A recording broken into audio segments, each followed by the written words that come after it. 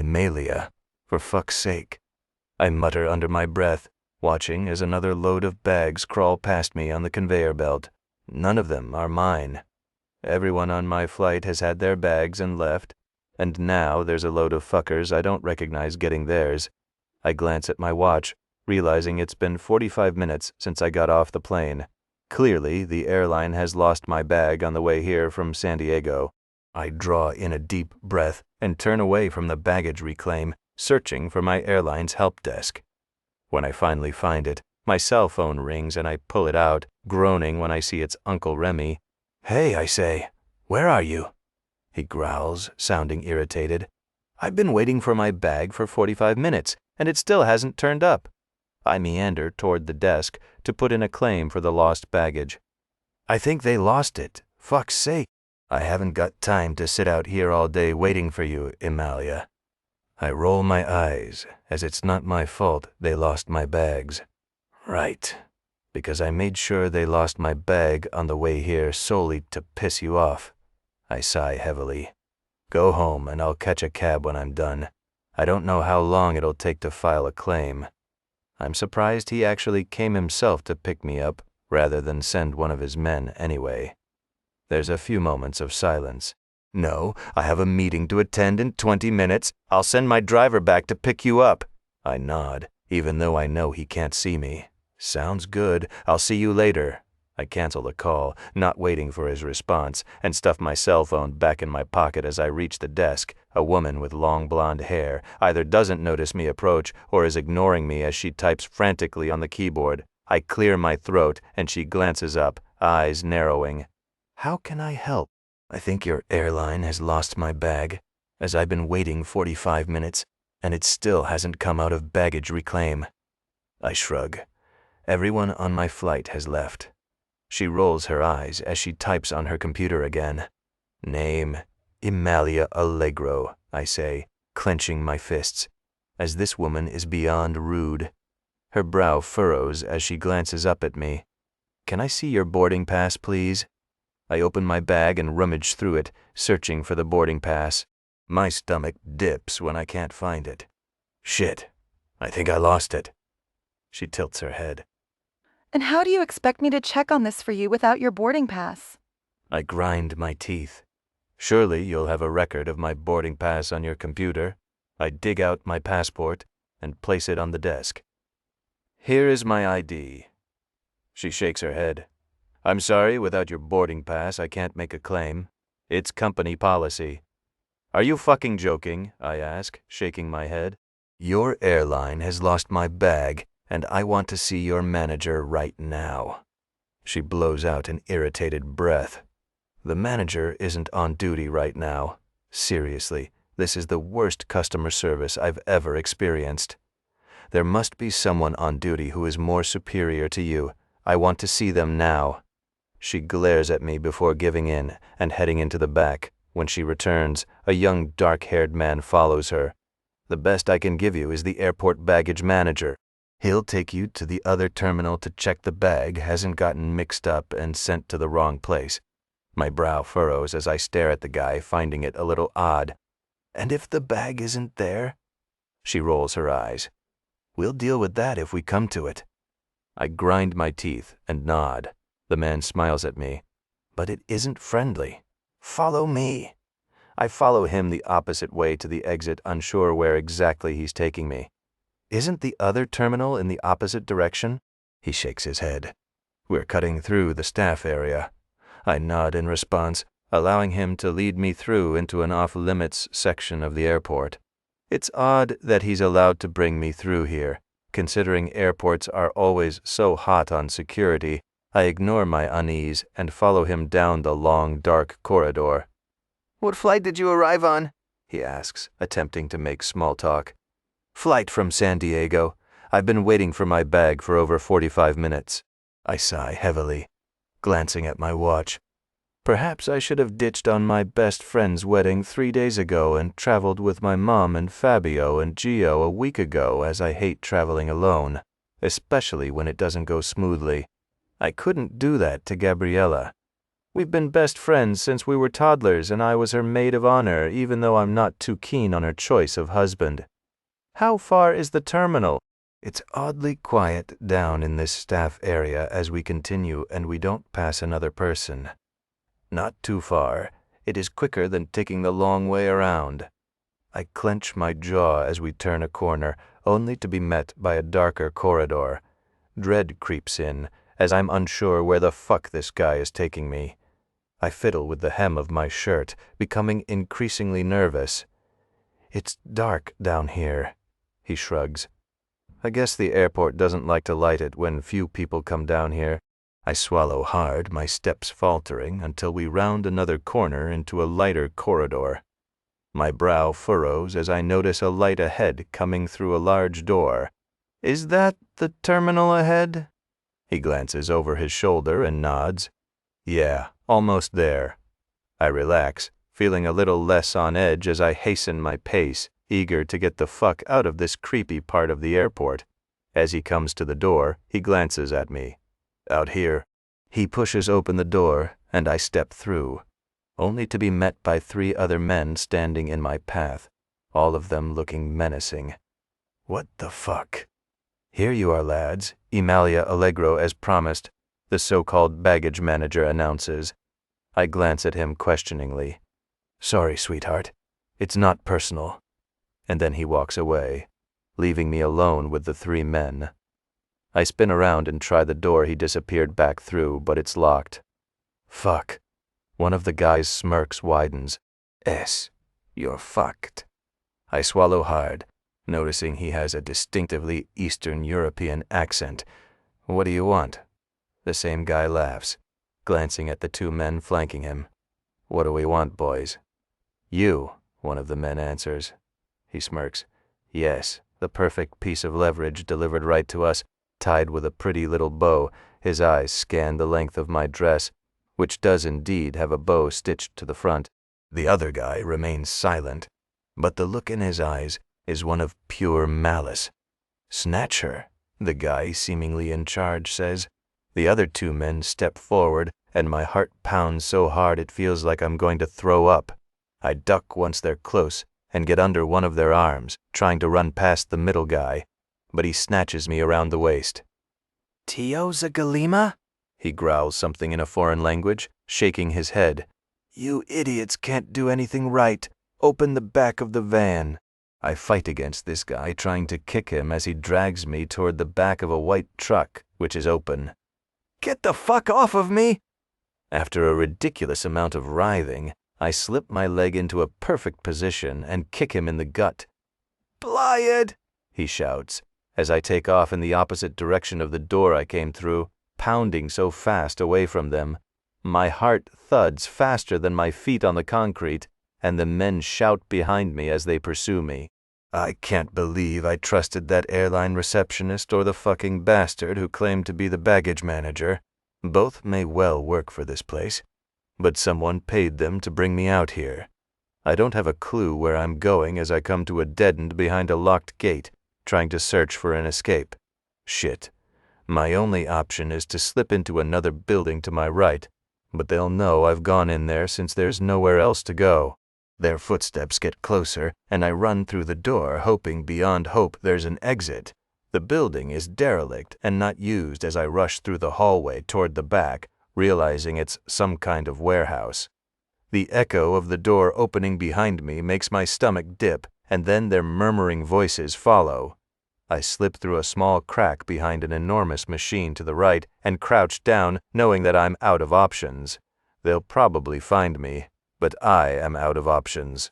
I can't believe that attending my best friend's wedding has landed me in this kind of shit.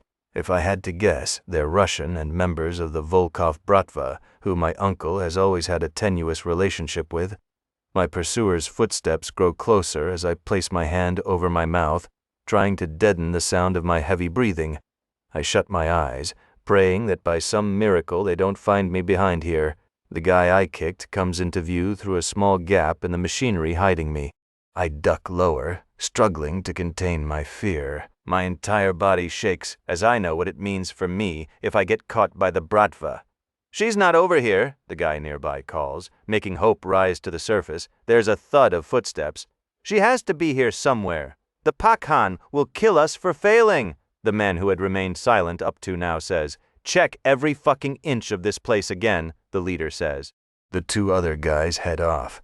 But the man who appears to be in charge lingers nearby. He starts moving stuff around, muttering to himself in Russian. I keep my hand over my mouth, knowing that one sound could give me away. He gets closer, and then he peers around the back of the machine, his ugly smirk splitting his face in two. "There you are, princess." I shudder.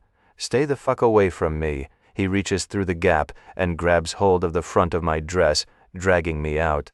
My arms scrape against the metal, and it cuts through my skin. Blood trickling down my skin. Got her! He shouts. "Let go of me." I try to break away, but he holds me firmer than before. "No chance. Our boss wants you badly, Amalia." I bite the inside of my cheek, knowing I don't really want the answer to my next question. "And who is your boss?" He smirks. "You'll have to wait and find out." He nods, and that's when I realize that the guy who had hardly spoken is behind me. He grabs my shoulder and jabs a needle into a vein in my neck, pushing drugs into my system. What the hell? I try to break away again, but my vision blurs almost instantly. Whatever shit he'd just pumped into me is strong as my captor's face blurs. "What do you gimme?" I can't even speak properly as I slump against him, struggling to keep myself upright, and that's when the leader hauls me over his shoulder and my entire world turns black. To Spartak. "You shouldn't have crossed us, Liam." I walk around his bloodied, beaten body. Liam was our informer on the inside of the Callahan clan, but this idiot ran the moment the war broke out. He's been in hiding ever since, until Timur tracked him down this afternoon at a dive bar. It's been too long since my last torture session, and it feels like my skin is crawling over my flesh. After all, Maxim denied me the satisfaction of taking my violence out on Daniel, deciding to involve his wife. His green eyes are dilated with fear as he stares at me, shaking his head. "I didn't betray."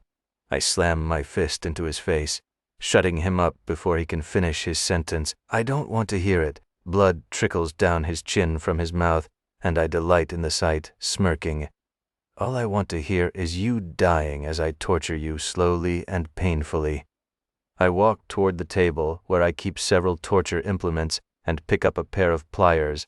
I'm in the mood for inflicting serious pain with minimum damage, as I'm unsure how long it'll be until I get my next victim down here. Hopefully, if my men can be competent, they'll be bringing me a little slice of deliciousness later today, a new toy to play with. But it's always a different brutality when I deal with a woman. Amalia Allegro should arrive at Chicago International Airport at any moment now. She arrived later than her mother and Fabio and Gio, her two brothers who turned up a week ago.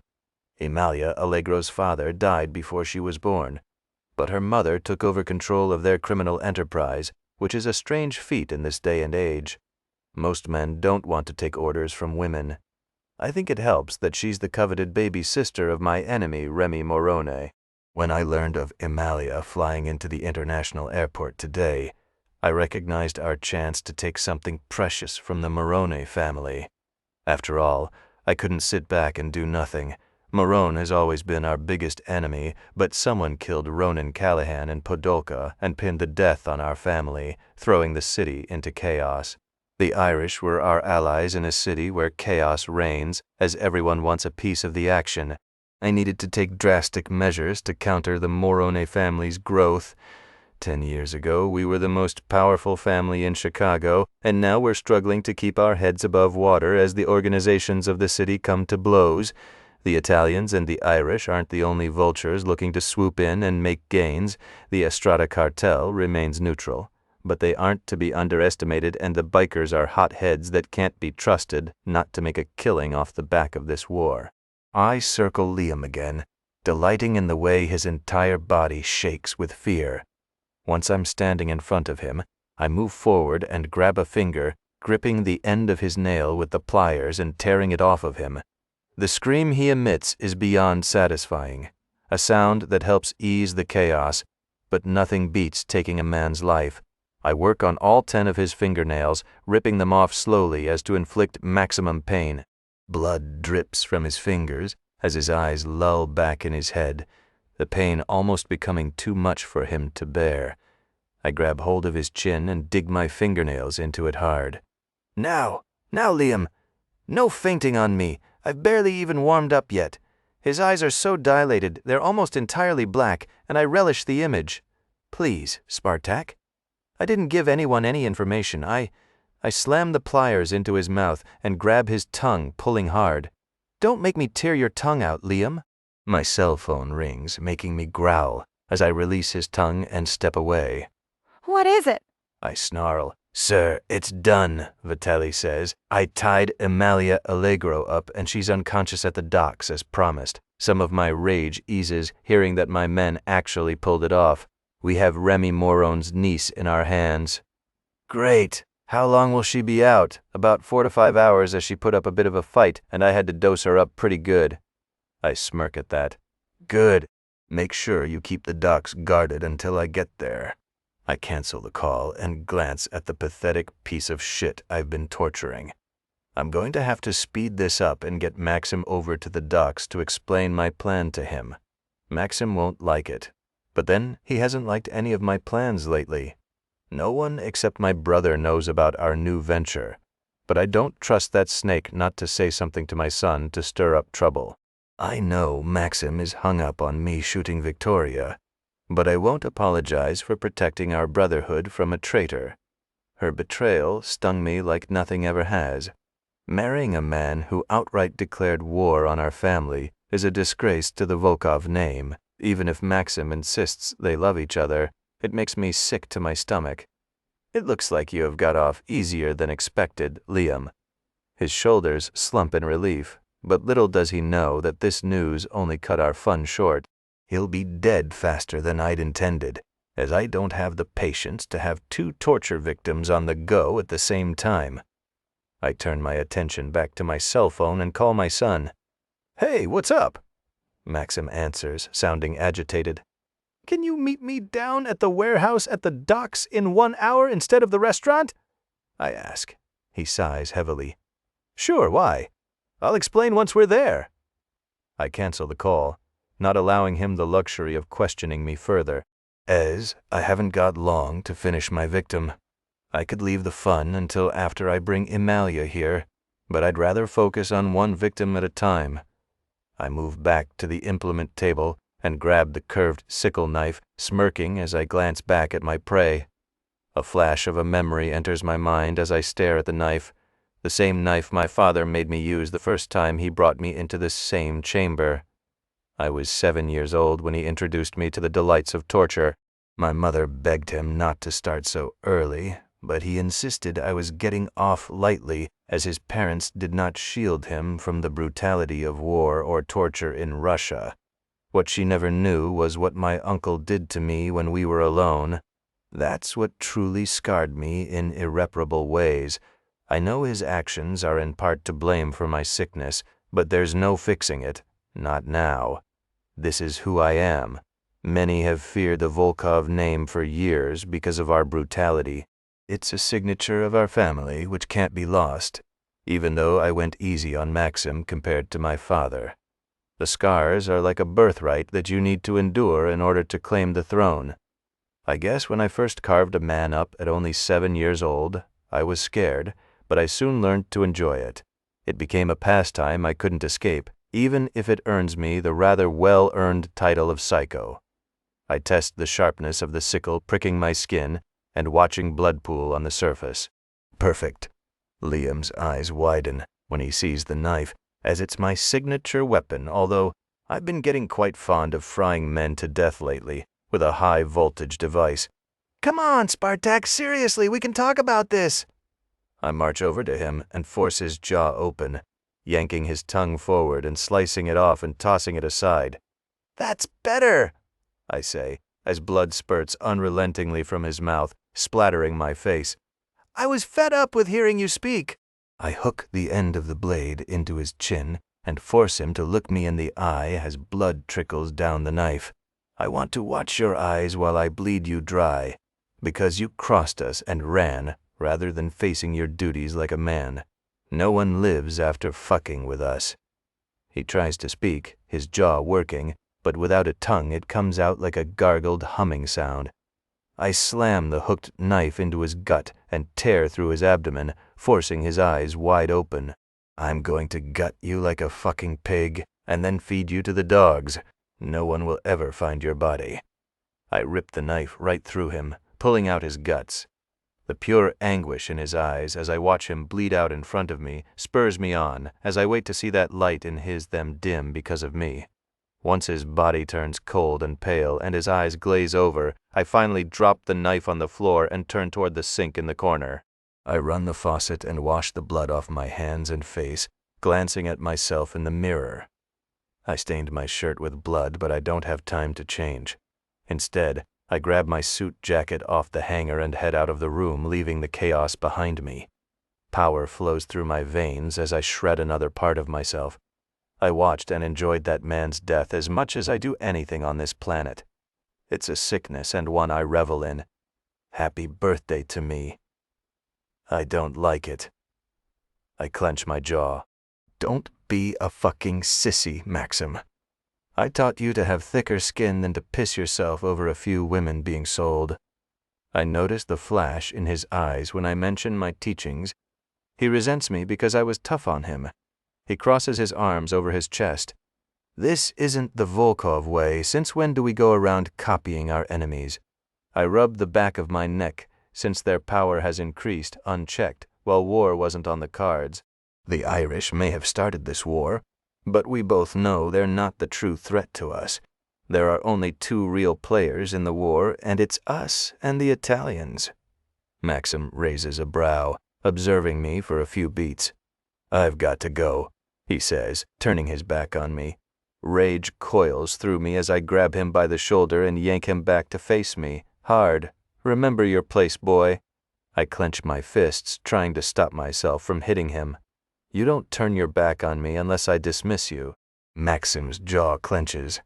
I apologize, but I'm late for a meeting with Timur to discuss Andrei's reaction to us cutting him off. It kills him to apologize to me, as he wants to hurt me. I've seen it in his eyes ever since the incident with Vicky. What reaction? He pulls a piece of paper out of his pocket, passing it to me. He's not happy. Reconsider your position or experience the full terror of the New York Bratva. I will not hold back because of past alliances. Andrei Petrov. That fucking piece of shit. I growl, thrusting the letter into Maxim's chest. Why didn't you tell me about this? Because I don't tell you every little thing that happens, father. He slides the letter back into his pocket. I have half a mind to shoot my son any minute if he doesn't stop acting like a fucking idiot. I'm the Pakhan of this Bratva, and if something as significant as a threat from the Petrov Bratva lands on your desk, you come to me first. Do you understand? I shove my finger into his chest. Maxim nods. Yes, I merely thought Timur was best at dealing with this. After all, it's only words. He wouldn't dare attack us here in Chicago unless he has a death wish. This is why I don't trust my son. He underestimates what our enemies or allies are capable of. You don't know Andrei and what he's capable of. I spin my back to him, report to Timur, and get his opinion on how to handle it. I want a meeting set up for tomorrow morning to discuss this. Sure. I'm going to be late. Go. I wave my hand. I'll see you tonight at the party. Of course, Estianium Rojdania. I wince at the half-hearted happy birthday greeting from my son, knowing that he'd forgotten. It does not matter, as right now, the only thing I'm interested in is unwrapping my birthday present. I turn back around once Maxim is gone and fix my eyes on the pretty little niece of Remy Morone. She's a beauty to behold, and I think I'm going to delight in tormenting her. I grab the black fabric hood off of an old rusty bench and walk toward her, as I want her to be blind when she wakes. I have a drug that should bring her around in the next half an hour. I can't wait to play with my new toy 3. Imalia. I groan as my head pounds and my eyes flicker open, only to be met with pitch-black darkness. That's when I realize my arms are killing me as they're tied above my head and I'm hanging from a fucking ceiling.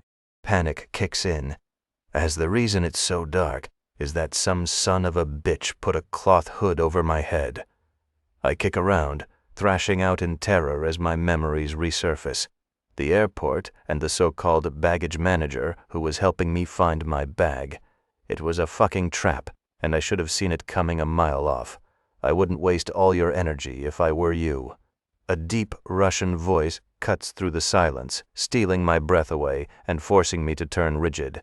"Who are you?" I ask, hating the way my voice breaks. There's a soft chuckle as his heavy footsteps move closer and closer. "It doesn't matter who I am. It matters what you can do for me, Amalia."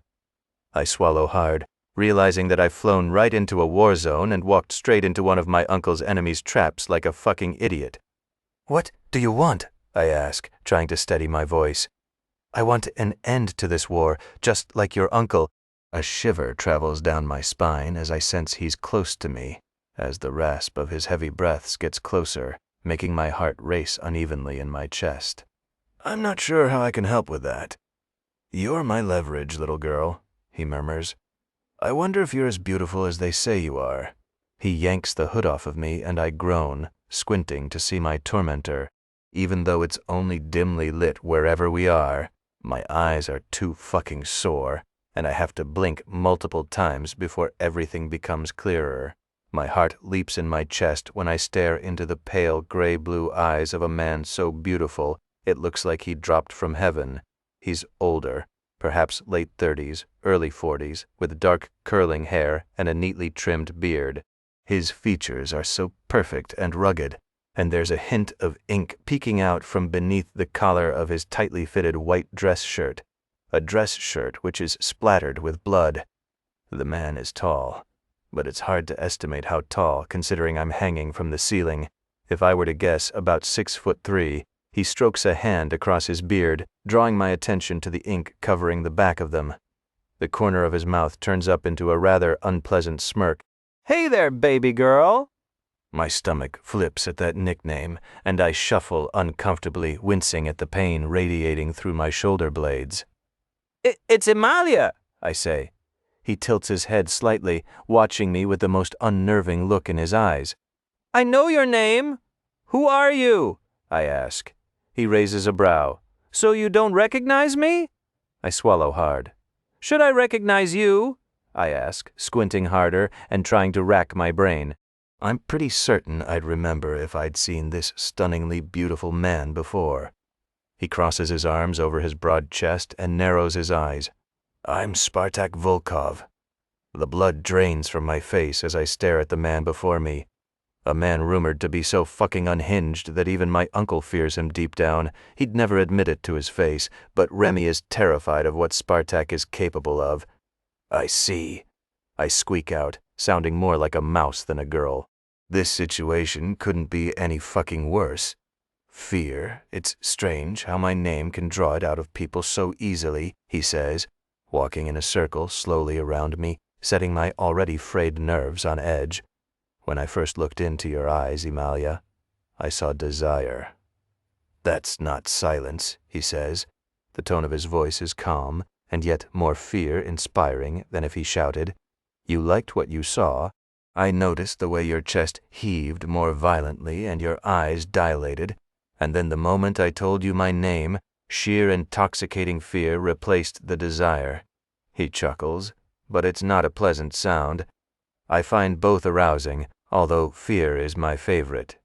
He returns to stand in front of me. It really gets me hard when a girl fears me.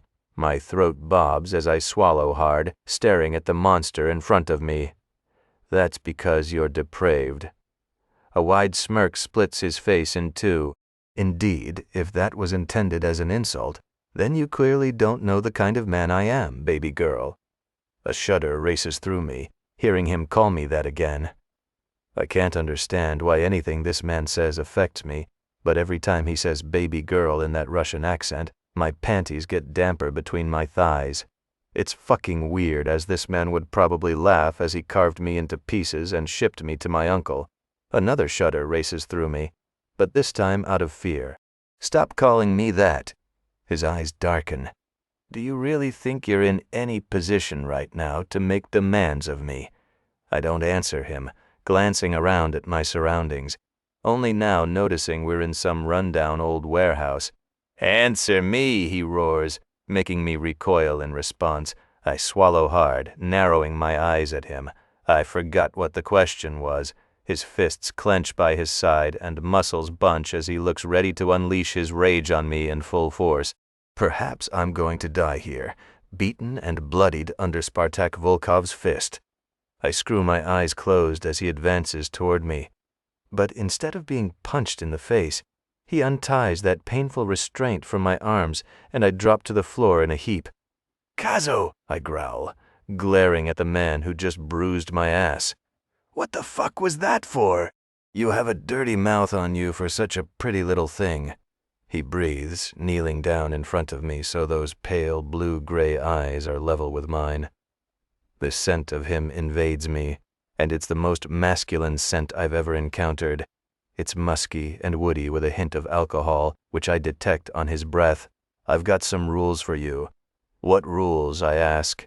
He grabs hold of my chin forcefully, angling it up to him as he studies me. No talking back and no questions from here on in. When you address me, I want you to call me Daddy. Do you understand? A flash of heat spreads through me like a wildfire through a drought-ridden forest. No chance. Why would I call you Daddy? Because I make the rules and you can't deny me, baby girl. I shake my head. I don't know what sick game you're playing, but you'll have to kill me before I call you that. He growls, letting go of my chin and holding my gaze. You'll learn the hard way then. Every person, man or woman, can be forced to submit. He brushes a hair from my face and I swat his hand away, which results in him grabbing my wrist hard and yanking me toward him. I will break you, and once I do, you'll fucking call me Daddy whenever I want you to. Do you understand? I glare into his eyes. You'll never break me. He chuckles and releases my wrist, standing and towering over me. Every person has a breaking point, little lamb. Even I do. But no one has got close to finding out what it is. He grabs a handful of my hair and yanks me to my feet with it, practically tearing it from my scalp. Fuck you, I say, finding courage from somewhere. Somehow, I won't lie down while this piece of shit bulldozers over me. My mom taught me better than that. I don't have a breaking point. What a naughty little liar you are. I can't wait to spank the denial right out of you. He grabs hold of my wrists and binds them together with rope roughly, making sure it's tied so tightly it feels like it's cutting the circulation off. Time for me to take you somewhere more private, Malishka. I shudder as he grabs my hips, an involuntary reaction to his rough handling. The scent of him is overwhelming as he hauls me over his shoulder. I beat my tied fists against his back of solid muscle, but all it does is give me rope burn as he walks right out of the warehouse toward a parking lot. A vehicle is waiting with the engine running and someone speaks in Russian to Spartak as I hear the door open. That's when I'm bundled in the back roughly like a doll, my head hitting the side of the door as I fall headfirst into it. Damn it. I swallow hard as I struggle to sit up straight with the restraints binding my wrists, and then I sense him slide close to me, his arm pressed against mine as he gives me no space at all, infecting the air with that harsh yet intoxicating scent of him. Every aspect of this man is a warning as I glance over at my captor, wondering what insane plans he has for me. Where are you taking me? I ask. His pale blue-gray eyes meet mine, stealing the breath from my lungs. I'm taking you home to my torture chambers, he deadpans, as if it's obvious.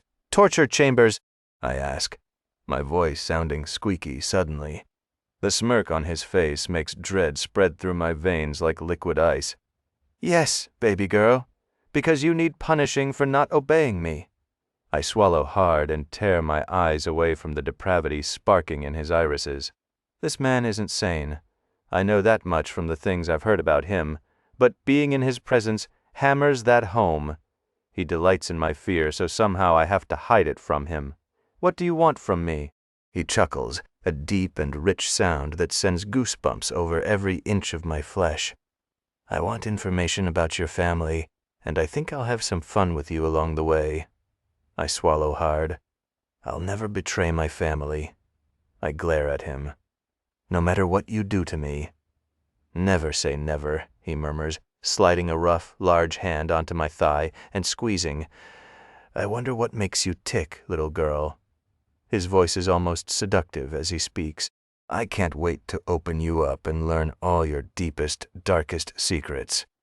He inches his hand up the skirt of my dress, forcing me to writhe away from him, even though there's nowhere to go. Get your hand off of me, I spit.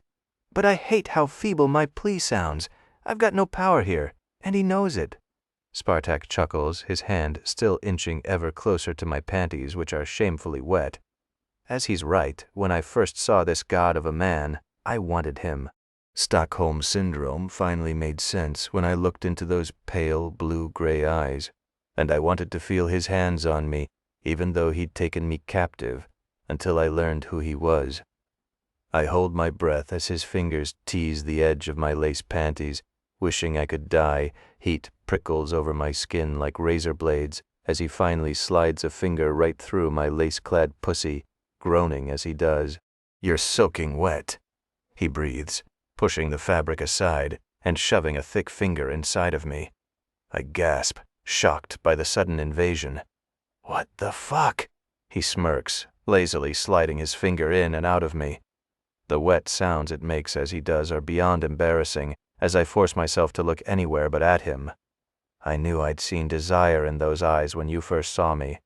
He licks his bottom lip, eyes flickering shut. This is going to be so much fun, Imalia. I swallow hard, hating that my body reacts to this monster's touch. He's just told me he intends to take me to his torture chamber, and I'm dripping wet with desire. My eyes snap shut as I try to ignore him, try to ignore everything. I've known for a long while that there's something wrong with me and my desire for pain and punishment. Normal vanilla sex doesn't do it for me and never has, but I can't understand why exactly. Perhaps because I've grown up in a world where violence and dominance reign, and in turn it's made me crave danger and excitement.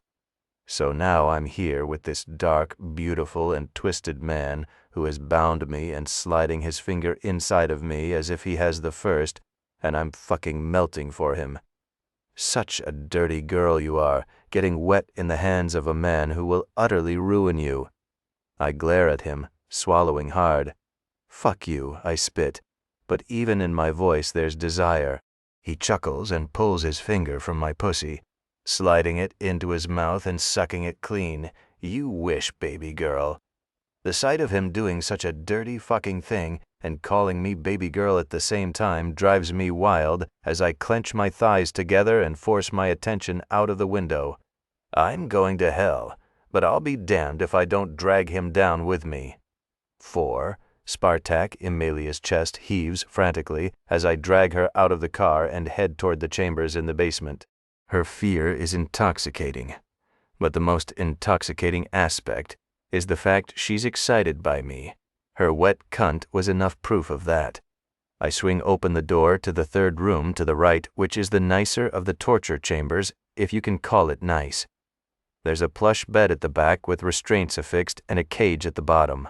All my torture implements and some more sexual ones are on display on the wall. Emilia gasps, eyes widening. What the? She trails off, her face turning pale. Kill me now, she mutters. I smirk. Why would I do that when I have every intention of enjoying you? I push her inside and slam the door shut, turning the key and locking us inside together. After all, it's my birthday, and I want to unwrap my present. I spin around and fix my eyes on her. Emilia is trembling, backing away from me. Don't touch me, my uncle. I don't want to hear shit about your uncle, I growl. Her face pales as she moves further away, cowering like a startled animal. I can't help the twisted excitement flooding me when a woman shies away from me as I stalk toward her, towering over her like a lion cornering a lamb. "Don't be scared, little lamb," I breathe, walking her toward the wall. "I'm going to blow your fucking mind." Her lip quivers as her back hits the wall and her eyes widen. "Please, don't." I grab her throat, squeezing. "Begging already, baby girl?" I ask, smirking at her. But the fun hasn't even started yet. I move my lips to within an inch of hers, allowing my breath to hit her face. "By the time I'm through with you, you'll be begging Daddy to fuck you." "Never," she spits, her beautiful brown eyes turning furious. "I've told you I'd rather die than call you Daddy." I growl softly and lick a path up the side of her cheek, making her tremble. "You don't know what you're talking about because you've never stared death in the face. Once you do, you'll choose your words more carefully." Her eyes dilate, whether it's from fear or lust or a mix of the two. I don't know, and I don't care. "Now then, what shall I do with my pretty little present?" I move my hand lower and cup her firm, large breasts through the fabric of her dress, groaning at how good they feel beneath my hand. "So fucking pretty," I muse. Amalia shudders, her entire body trembling. "Get your hands off of me," she says, trying to sound tough. I chuckle, shaking my head. "Or what, little lamb?" I inhale her sweet scent, which is a mix of strawberries and jasmine. It's utterly intoxicating. I move my hand lower, gripping her wide, curvy hips with both of my hands roughly. "How are you going to stop me?" She's frozen like a rabbit caught in headlights, but then suddenly she thrashes out, bringing her knee up to my crotch, forcing me to let go of her as I double over. "Fuck!" I growl as she slips away from me and rushes toward the door, which is locked. When she tries it, and it doesn't open, she turns to face me. The look of pure horror on her face is both amusing and arousing. Big mistake. I move toward her, and I see the cogs whirring in her brain as she tries to formulate a plan. "There's no escape." She dashes across to the other side of the room and grabs a knife off the wall, pointing it at me. "Don't come near me, or I'll stab you." I tilt my head. "Have you ever stabbed anyone before, Amalia?" I ask, slowly moving toward her. Her brown eyes dart between me and the door again, even though she knows it's locked. My cock thickens in my pants at the thought of her fighting me with that knife. She's delectable. A rare beauty in a sea of false goddesses. It's one of the first things I noticed about her. That's she's not caked in layers of makeup or wearing the latest designer clothes, despite her family's wealth. Her lip trembles and so does her hand as she shakes the knife at me, stabbing it forward. I said, "Don't come near me." I smirk and move closer. "I don't mind if you want to cut me, baby girl." I slide my tongue over the bottom of my lip. "As long as I get to cut you too." Her nostrils flare as she takes a step back, eyes widening. "You're a psycho. I've been told that many times." I shrug. "What's your point?" I continue moving toward her, backing her against the table. "I will stab you," she says, but it's as if she's trying to convince herself more than me. Once I'm a few feet away from her, I tear open the front of my shirt. "Come on, little lamb. Let's see how well I bleed." I walk closer until the tip of the knife is pressing into my scarred, tattooed skin. "I bet you bleed so good I breathe." There's a flash of both shock and desire in her eyes as she takes in my muscled body, eyes dipping down shamelessly to my abs. "Are you insane?" "Most probably," I say, applying more pressure as the tip of the knife sinks into my flesh and a trickle of blood drips down my abs. My eyes flicker shut at the sharp yet exquisite pain. "Do you enjoy making me bleed? Perhaps you'd enjoying licking it off my skin?" I murmur. Amalia shakes, withdrawing the knife from my chest. "I just want to go home." Her voice is fragile, and I open my eyes to see her beautiful brown eyes wet with unshed tears. I move closer, grabbing the knife out of her hand gently. "Once I'm through with you, you'll never want to go home." I breathe, letting my lips brush hers softly. Her chest rises and falls frantically as I move my lips to her eyes, kissing away the salty tears. "Do I scare you?" Or is it what you'll learn about yourself that you fear the most? I ask, lacing my fingers in her soft caramel brown hair and yanking her head back. Are you scared what truths I'll reveal about your deepest and darkest desires? Her throat bobs as she swallows, and it's beautiful to watch. I'm insane, and it's something I've been aware of for a very long time, but it doesn't bother me. My late wife hated the depraved side of my personality, and so I hid it from her until it became almost impossible to hide it. I loved her, but she didn't love me. Not the real me. It's why, after her death, I vowed never to hide the darkness and to embrace who I am. It's what gives me power, anyway. It's why I have such a feared reputation.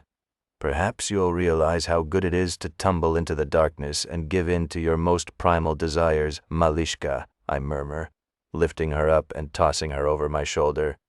It's time for me to test my theory on you. I chuck her onto the bed so she's sitting up against the headboard and quickly grab her right wrist. Affixing it to the bed with the restraint, Amalia watches me, no longer fighting. Why are you doing this? I tilt my head. To be honest, I'd intended to string you up and leave you in one of the usual rooms until Remy answered my demands. Maybe question you a bit and find out if you had any useful information on my enemy. I grab her left wrist and fix the restraint around it. Until I set my eyes on your beautiful face and body, and that's when I decided to have some fun with you instead. Her eyes flicker shut and more tears escape, wetting her long eyelashes. How old are you? I ask, wondering if my estimation of 26 is correct. I rarely get a person's age wrong. Her eyes narrow. Too fucking young for you, she spits, glaring at me. I smirk. Don't be silly, baby. I think you're probably 26 years old. Her eyes widen a little, giving me the answer I wanted. Exactly 20 years younger than me as of today, which is a perfect age gap. I clap her 2 ankles in the restraints, forcing her thighs open for me. Her nose wrinkles. You look younger than 46. My smirk widens. Don't worry. Older men do everything better. I kneel between her thighs and yank the hem of her dress up, which you're about to learn.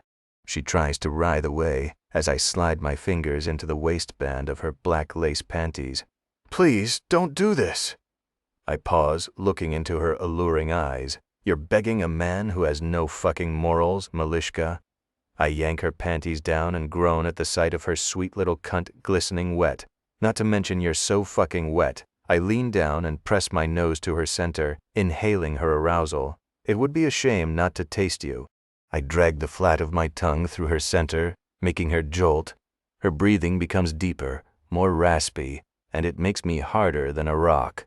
She tastes like pure innocence and sin all wrapped up together. You taste like heaven, I breathe, glancing up at her beautiful doll-like face, which is now flushed red. I can't wait to make this pretty little cunt come. Her lip trembles and she shakes her head. That's not going to happen. Even as she tries to tell herself that, I see the doubt in her eyes, the desire that I've lit a match beneath, ready for the bonfire to take off. It is, little lamb. Wait and see. I suck her clit into my mouth, watching as her face twists with pleasure. She bites her bottom lip hard, trying not to make a sound. I slip my tongue inside of her, tasting her more deeply. Her hips buck toward my mouth, making me smirk. Someone is impatient, I murmur, holding her gaze. Hold still, baby girl. I place the flat of my palm on her stomach and push her hard against the bed, continuing to lick her into a frenzy. Finally, a luscious moan escapes her lips. I smirk, loving the way her eyes widen in shock that she actually made that sound. That's it, baby girl. Moan for daddy. Her eyes dilate further at that comment as her pussy gushes, driving me wild. Never, she spits. I shake my head. So stubborn. I slide 2 fingers into her soaking wet heat and draw them toward the inner wall, stroking that spot inside of her. I can't wait to break you. Her entire body shudders and she moans louder, eyes rolling back in her head. My cock leaks into my boxer briefs as I watch her dangle on the edge, sinking her teeth into her thick bottom lip. I'd love to bite it and make her bleed. I drag the tips of my teeth back and forth over her sensitive clit as I continue to finger fuck her, wishing it was my cock buried deep inside of her. Emilia groans. Her nipples are so hard against the cotton of her cute little dress, it makes my cock strain against my pants. I reach down and unzip them, pulling my cock out of my suit pants and tugging on it. Her eyes shoot open at the sound of the zipper and widen when they land on my cock, hard and heavy in my hand. The desire in her eyes is unmissable as she pulls her bottom lip into her mouth and sucks, making me long to feel those pouty, pretty lips wrapped around it. "Do you like what you see?" I ask, smirking at her. My question snaps her back to reality as her brow furrows. "No." "Why do you like lying so much, Malishka?" I ask, searching her eyes. I can tell you're practically gagging to be split apart with my cock. My fingers move faster and harder as I drive her toward the edge, even as fury takes over her expression. "You're an arrogant asshole," she says, but there's no masking the lust in her voice. I suck her clit and then nip it with hardly any pressure, but enough to make it impossible for my little lamb to resist the cliff edge. Her body shakes uncontrollably as she comes apart, her arousal flooding her pussy as I lick up every single drop. No matter how hard she tries to deny it, I know she's like me. A dark and dirty soul who needs freeing from the bounds of Society 5 Imalia. Shame hits me like a freight train as my orgasm fades away, and Spartak emerges from between my thighs, wiping my arousal from his mouth. The look in his eyes is wicked as he smirks at me. Fucking delicious. I shudder, partially from shameful arousal and partially from terror. There's no reasoning with a man who's not right in the head, but I know that's not the only thing that scares me. It's how deep he can pull me into his insanity with him, as a part of me enjoyed what he did. A part of me delighted in being forced into submission by a man as dominant and depraved as he is. Spartak stands, fisting his hard cock in his hands. "Since it's my birthday, Emilia, will you wrap those pretty lips around my cock?" he asks, tilting his head. "When hell freezes over." He smirks. "You're already in hell, baby girl."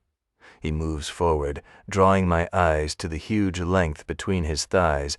"Might as well enjoy it while you're here. I can't promise you won't lose it if you come near me with that thing." He tilts his head, eyes sparking with excitement as he flexes his chest muscles. "I'm pretty sure you don't have the guts to bite my dick off, Emilia." He shrugs. "Unfortunately for you, I'm crazy enough to test that theory." Shit. Of course, he's crazy enough to find out if I'll bite his cock off. It's so thick, I'm not entirely sure I could. My mind recoils at the idea of sucking his cock, and yet a part of me longs to obey him. A man who only half an hour ago told me he intends to spank me into submission. "Your funeral," I say, testing the restraints on my wrists. They're strong enough to hold a man double my weight, which means I'll never break out of them. He gets onto the bed with his knees on either side of me, eyes flashing with desire. Perhaps I'll just stroke myself to climax and come all over your pretty little lips instead. The head of his cock rests on my lips and I grimace, trying to get away from him even though there's nowhere for me to go. "Open up," he demands. I glare at him, but there's a part of me that wants to obey this psycho, holding me captive in a dungeon. "You know you want to?" He reaches down between my thighs and strokes his finger lightly through my soaking wet entrance. "Be a good girl and open your mouth," he murmurs. I swallow hard, knowing that the moment I give in to his demands, I hand him all the power. Even as my mind screams at me to resist, I let my lips open a little and he pushes forward, forcing my jaw open with the thick head of his cock. The taste of him is pure masculinity, and salty as precum leaks onto my tongue. I shut my eyes, enjoying the helplessness and being at the mercy of a man like him. "Such a good girl," he praises, thrusting his cock deeper so he's hitting the back of my throat. "Take every inch." I gag, tears prickling my eyes as he moves in and out, fucking my throat.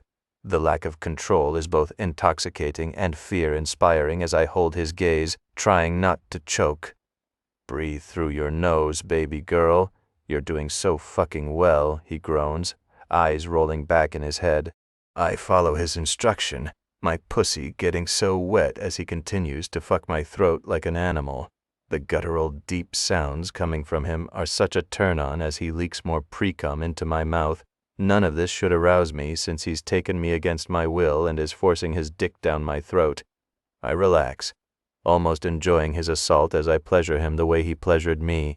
The guilt of enjoying such a dirty act with my captor slowly melts into the background as red-hot arousal takes over. I moan around his shaft, knowing that I've never been so turned on in all my life. I've not exactly had much experience, even at 26 years old. One boyfriend who was a lousy partner sexually, and that's all. He never wanted to experiment with sex or do anything kinky, even when our sex life became non-existent. My mom was upset when I broke up with Jamie, as she expected me to marry him, the son of a crime boss in Los Angeles who our family had been friends with for years. But thankfully, she didn't push the matter. It was a mutual decision to part ways. As I choke on this god of a man's cock, I realize just how dark and depraved my desires are. I can't get aroused by normal sex, but have a psychopath kidnap me, chain me up, and shove his cock down my throat, and I'm practically ready to come with no stimulation. My nipples are so hard they ache, and my pussy is dripping wet. I moan again around his cock, writhing against the restraints as the need inside of me heightens. "Baby girl, you're so fucking good at this," he breathes, blue-gray eyes holding mine. "You're going to make me come right down that pretty little throat. And when I do, I want you to swallow every drop. Do you understand?" His hips continue to move rhythmically, thrusting in and out of the back of my throat. I try to nod my head, but it's difficult. He seems to register it. "Good girl." His thrusts become more powerful and my body reacts in kind. Such a good girl. I choke all over him, saliva spilling down my chin and coating his balls. Toe tears stream down my face, and I must look fucking disgusting right now. But I don't care. My body is on fire, ready to explode. Every nerve ending on fire as he takes what he wants from me. "Fuck, yes," he grunts, eyes shuddering as he pumps one last time. A flood of hot cum hits the back of my throat, and that's when I come apart too. My entire body shaking as my second shameful orgasm hits me. "Fuck, baby girl. You just came because I shot my load down your throat." He sounds in awe, and I open my eyes to see him looking down at me like a hungry animal. "Such a dirty little lamb, coming with my cock down your throat." He breathes, continuing to thrust into my throat, draining every drop of cum from his balls. Finally, he stops, and his semi-hard cock slips from my lips. The shame I'd felt before increases tenfold as I stare up at his cocky smirk, realizing I gave him so much power over me way too fast. He leans down and grabs my chin, angling my face up unnaturally. So perfect. He says, his breath hitting my face. Such a good little girl. He licks a path up the side of my face, sending goosebumps through me. I can't wait to hear that dirty little mouth call me daddy. I grit my teeth. He'll never hear it. He chuckles, the smirk on his face bordering on manic. "Such a naughty liar you are." He unfastens the restraints on my wrists and ankles, but doesn't allow me to move, grabbing my ankles. "Get under the sheets." I narrow my eyes at him, but do as he says as I'd gladly cover myself up from his predatory gaze. "What now?" I ask. "Now you sleep. I have a party to get to." He turns away and walks toward the door, unlocking it and pushing it open. He pauses, glancing over his shoulder. "Sweet dreams, baby girl." He walks away and slams the door behind him, leaving me confused. A mix of shame, lust, and guilt coil through me over what I let that man do to me. The worst thing is, I enjoyed every second. Spartak is right. I don't fear him as much as I fear what sick truths he'll uncover about me. The slam of the door wakes me as I squint through the darkness, observing the tall figure in front of it. "Hey, little lamb." Spartak's deep voice cuts through the silence, reminding me where I am. I sit up suddenly, rubbing my eyes. "What time is it?" I ask, glancing around the dark room. "It's just after midday." He moves forward, allowing me to see his face through the darkness. "I brought you something to eat." He holds up a takeout bag. I swallow hard, my stomach rumbling. "I'm starving," I admit. He smirks, coming to sit on the edge of the bed and opening the bag. "I hope you like hamburger and fries." I nod. I'd eat anything right now. I eagerly grab the hamburger out of his hand and eat. It's a fast food burger, but it tastes so good considering how hungry I am. "Slow down," he urges. I narrow my eyes but listen to what he says as I was close to swallowing the entire thing whole. It tastes so good as he passes me the fries, and I grab them, setting the box down against my knee. Once I've finished eating, he passes me a Coke, and I drink it, enjoying the way the cool liquid soothes my too-parched throat. "You should be well and truly recharged now," he murmurs, eyes sparkling with dangerous intent. "Are you ready to call me Daddy yet?" I narrow my eyes. "Never." The smirk on his face widens.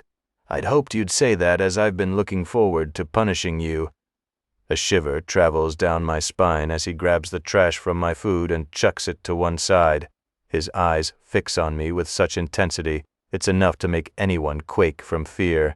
"Don't fucking touch me," I say. The smirk on his face widens as he grabs hold of my hips roughly and tosses me over like a doll, positioning me on all fours. I shudder as he slides the flat of his palm over my bare ass.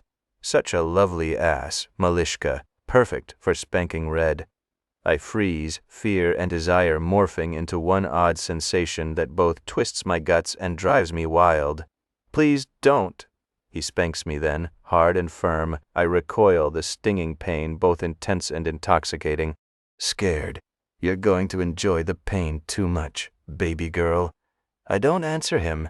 I can't, as that's exactly what I fear. Instead, I clench my jaw and wait for him to continue. His hand caresses my skin almost tenderly, and then he spanks me again with more power, making me jolt in shock. I bite my bottom lip, forcing myself not to react to his assault. There's no reality in which this should arouse me, and yet the desire heightens as he rubs his rough palms across my skin. "I think I need something firmer to give you a real good spanking." A shudder races down my spine as he walks toward the wall where I grabbed the knife the last time we were together. I swallow hard, waiting to see which implement he chooses. Spartak assesses the option before reaching for a rather painful-looking paddle that makes my heart skip a beat. This is perfect. He holds it up so I can see the word etched into it. "Daddy." My stomach dips as I realize he intends to brand me with it and leave the mark on my skin. "No, don't." The smirk on his lips, it utterly evil. "Sorry, but I don't play nice." He moves toward me, and I consider running, but there's nowhere to go. I'm trapped at the mercy of this monster. He grabs my hip with one hand, and then slams the paddle hard into my left ass cheek with no mercy. I scream at the top of my lungs, the pain so intense it burns long after he removes the paddle. Softly, he kneads the stinging skin, sending a hot inferno blazing right between my thighs. I groan, realizing that the pain is only intensifying my desire. "That's it. Accept the pain and pleasure," he breathes, his hand sliding between the soaking wet lips of my pussy. "So wet for me, Malishka." I moan, unable to contain it any longer. The wrongness of it hits me, and yet I still can't help it. So Spartak uses the paddle on my right cheek so hard it makes me scream again. But the pain quickly morphs into exquisite pleasure as he massages the skin and slides his finger through my entrance, bumping my clit. He does it 5 more times on each cheek, making me sure I can't stand the pain any longer, although, with each impact of the paddle, my desire heightens. If he doesn't stop soon, I'm sure I'll come apart from the pain alone. "I want you to see my brand on your ass, baby girl." He yanks me off the bed and pulls me toward a floor-to-ceiling mirror on the wall, turning me around. "Look at your ass." I bite my lip and glance over my shoulder into the mirror, shuddering when I see the word daddy etched into each cheek in angry red marks. "You're mine, Malishka. Do you understand?" I swallow hard, unable to speak. The welts on my ass should inspire fear, but they turn me on like nothing ever has. I feel my nipples harden and the need for friction increase as I rub my thighs together, trying to ease the need between them. My clit is practically throbbing. Good girl. He breathes, grabbing my hand and yanking me toward the bed. "Such a good girl, getting turned on by seeing my brand on your ass. I knew you were as dirty as me." His praise only elevates my desire as he forces me onto the bed on my back. I watch him as he claps the restraints around my arms and legs. "It's time for me to give you a reward." My entire body shakes in anticipation as he licks his lips and then delves between my thighs. I moan loudly, unashamedly, desperate for him to turn me into a puddle of desire on the bed. He moves away from my pussy, staring at me. "Are you going to be a good girl and call me daddy?" I can't understand his insistence that I call him that word, but I won't give in, no matter how badly I need my release or how badly I want to call him it. It's such an intimate word, a word I've never used in my entire life. The intimacy wouldn't make sense, and yet there's that sick part of me that wants to submit to his demands and scream it while he drives me over the edge. I shake my head. "No," he sighs. "Shame." I whimper as he pushes off the bed, leaving me needy. The door to the basement room opens, flushing me with heat. Spartak growls, spinning to face the intruder. "What the fuck do you want?" The man bows his head, averting his gaze from me. "I'm sorry to interrupt, sir, but Maxim is here, and he says it's urgent." Spartak waves him off. "I'll be up in a moment." He spins to face me, eyes darting between my pussy and my face. "I have to deal with something, but I'll be back quickly." He moves toward me and leans down, his lips an inch from mine. My heart skips a beat as he kisses me for the first time, his lips forceful as he thrusts his tongue into my mouth, caressing my own as he deepens the need inside of me. I moan, shamefully, which makes him smirk. "Don't miss me too much." He walks away, leaving me aching and panting for more. I swallow hard, wishing he'd at least released me from the restraints before leaving me here. God knows how long he'll leave me like this. I can't even rub my thighs together as my clit throbs with need. This man is a bastard for torturing me like this. I swallow hard and shut my eyes, trying to ignore the demanding pulse between my thighs as I grind my teeth and wait for my kidnapper to return. 6. Spartak. The darkness is breathing around me like a living thing, clouding my vision and driving me insane. They shot my son, my heir. If the Morone family thinks I'll let this go, they'll have to think again. Rage, unlike anything I've experienced, is overpowering all my senses, driving me crazier than normal. I pace up and down in front of the floor-to-ceiling glass windows of my office in the Datatech Corporation building. I almost forget Timur is in the room until he speaks. "What's the plan, boss?" he asks, running a hand through his dark hair. I narrow my eyes. "Distribute the guns to our men. They shot Maxim during a peaceful sit-down, which means we can't let this lie.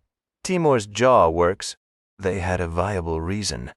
"Are you questioning me?" I snap, my resolve waning. My son was in surgery last night after being shot as we fled Remy.